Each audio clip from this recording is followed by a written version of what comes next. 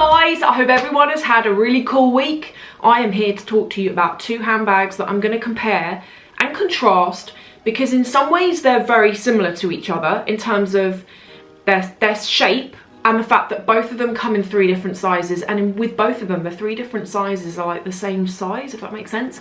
But also because in other ways they are so different in terms of their styling, in terms of the two brands in question, and also price. Guys, there is a £1,650 price difference between the two bags I'm going to show you. Before I do that, I just want to say thank you to Logan on Twitter, whose Twitter handle I'm going to put here. He wrote to me yesterday and said, can you basically send me like some pictures of the two, because you wanted to see a comparison, and it just reminded me I needed to do this video, so thank you, Logan. So as you just saw there, you know the two bags in question. I'm going to start by talking about the pros and cons of the Lady Dior, because this is the older of the two bags. This bag's probably just over 18 months old now. The Lady Dior is a very classic bag, and for anyone out there who's like a handbag collector, or maybe you've saved up some money and you want to buy yourself a classic bag that isn't going to be like a trend piece, whereby you buy it and yeah, you love it, but maybe after a few months, if you get bored of it and you want to sell it, you don't want to be stuck with something that is going to be hard to sell because it was a trend at the time. This is one of those bags that is a great classic. The style of this originates from 1995. You can get it in three different sizes. I have the size medium. You can get it in a sort of like nano size, they call it the mini, and you can also get it in a much larger size as well. When I bought this, I paid £2,400 for it. That was in, did I say this? This was in July 2015. The benefits of this bag, as far as I'm concerned, are definitely the heritage of the design. For me, that's something that really plays a big part. When I buy bags, they're a big decision for me to do it. I don't just walk into a shop and buy something. I really make myself think about it for a long amount of time, and if I still want it, then I go and get it. So for example, I've had it with the Gucci Dionysus. I'm really glad I didn't get that, because in the summer it's all I could think about, and now I'm already over it and I'm onto the, is it the Gucci Marmont in the velvet? But I think I'm gonna feel the same way about that. I'm gonna be over that really soon. But with a classic style like this, you can use this for like hopefully the next 5 years. They're still going to be making this design, I hope, and it's one of those items that's still going to feel new when you use it. Does that make sense? Whereas if you buy something that's a trend piece, it can look quite dated once the trend's died. The second point is quality. I really highly rate Dior for quality.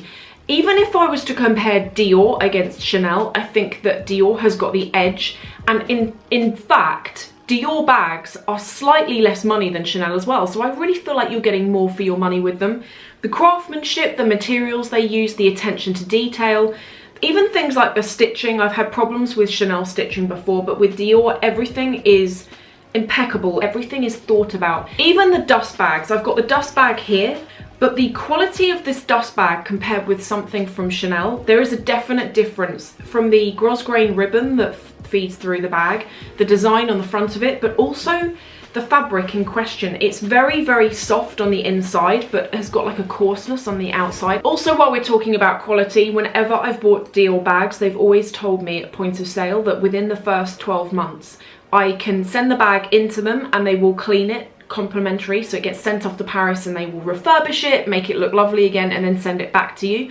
I think you can still do that once the bag's past the 12-month point, but I think there's a fee to pay, and that's something that Chanel don't do. So I really, really love the brand for its quality. And then finally, and I guess this is just personal preference, but I love bags that have got like a boxy sort of solid shape to them. I do have a couple of bags that are sort of squishy, and you know when you put them on the floor, you put your stuff in them, they sort of fall to nothing, and they sag. I love this bag for the fact that it's rigid, it's got a really lovely style and shape to it.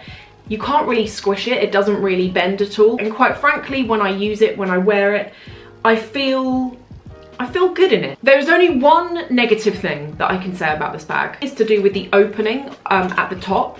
It's not as bad as I thought it was going to be, but can you see here? So the way you get into the bag is there is like this slit here that's got a zip down it. And the way it works is that when you pull one side, it sort of opens out like that. It sort of reminds me of this purse, this like frog purse that I had when I was a child, and like you squeezed its mouth and it sort of did that, but that's pretty much how it works.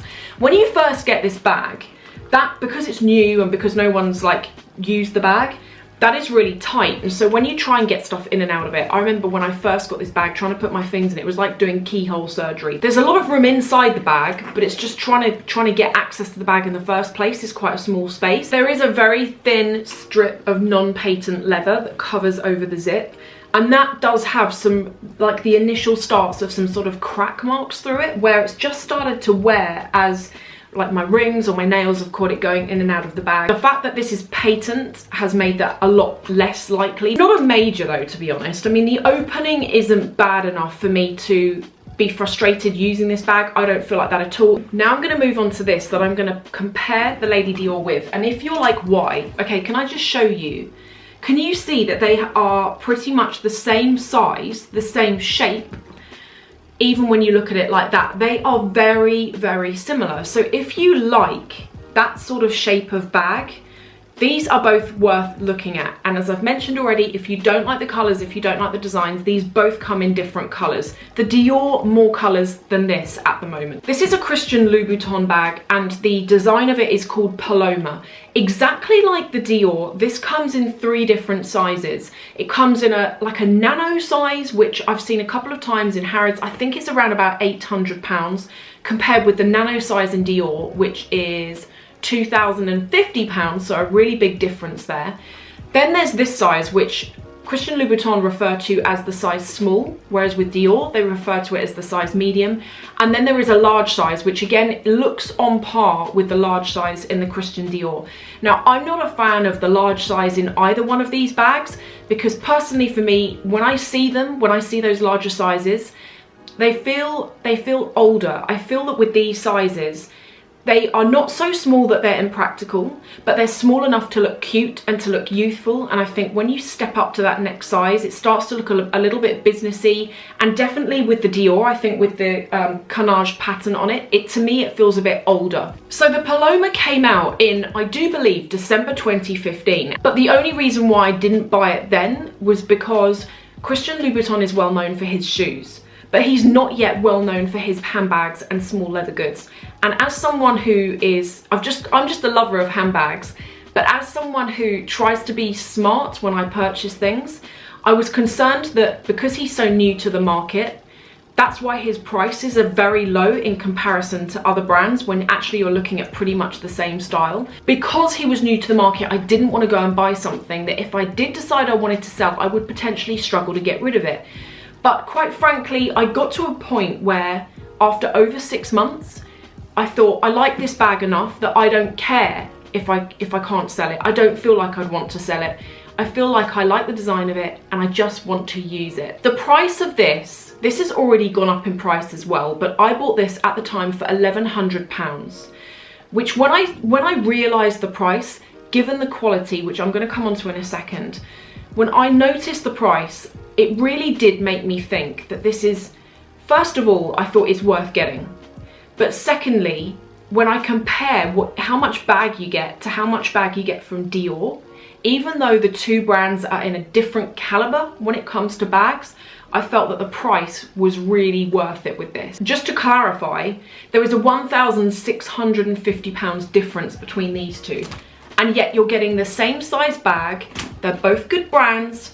They're both really pretty. This is sort of the classic, I guess you'd say. So the black, I like when you look at it that way. It looks really conservative, and then you turn it to its side and it's got like the signature red with this is like patent leopard print up there and then some studs across here. I like that look. And in fact, I've used this a couple of times to go to meetings with, and I just love the way it looks crossbody when you're wearing like a blazer, blue jeans. It sort of looks smart, but like there's a quirky edge to it. When comparing the interior of this bag, I also feel that this bag wins it over the Dior. On the inside, they've lined it with a red suede.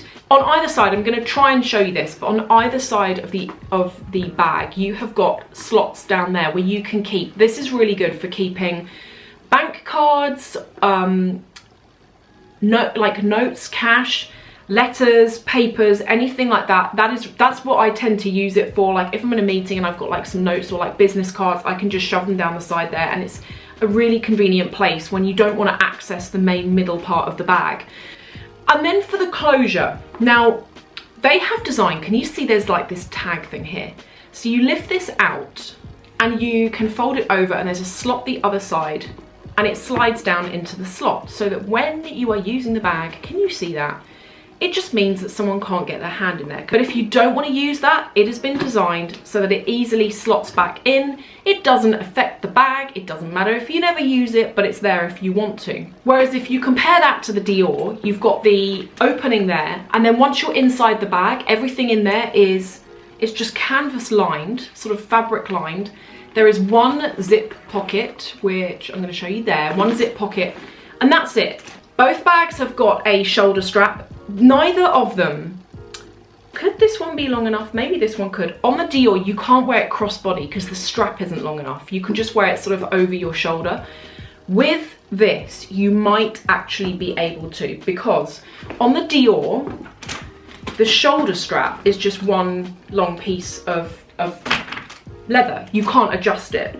Whereas on the Paloma, it's been designed so that it's got these toggles on it so that you can adjust the length of it. I like the Dior because it's got a timelessness about it. It's sort of like has a Parisian French feel.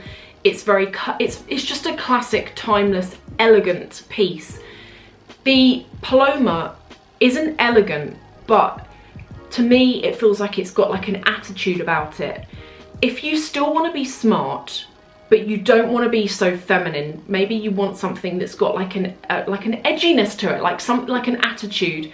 That's what I really like this bag for. So I'm going to leave it up to you in terms of which you prefer. Let me know what you think. And I'm also going to link to the bags in other colours below, because obviously the colours that I've picked here are like my personal preference. You might like the style but prefer them in something else. Let me know what you think about Louboutin in general, about his bags as well, whether you think that what happened to his shoes, where they became quite popular, whether that could equally happen with his bags. Let me know what you think. Let's talk about it. Thank you so much for watching, and I will see you in the next video.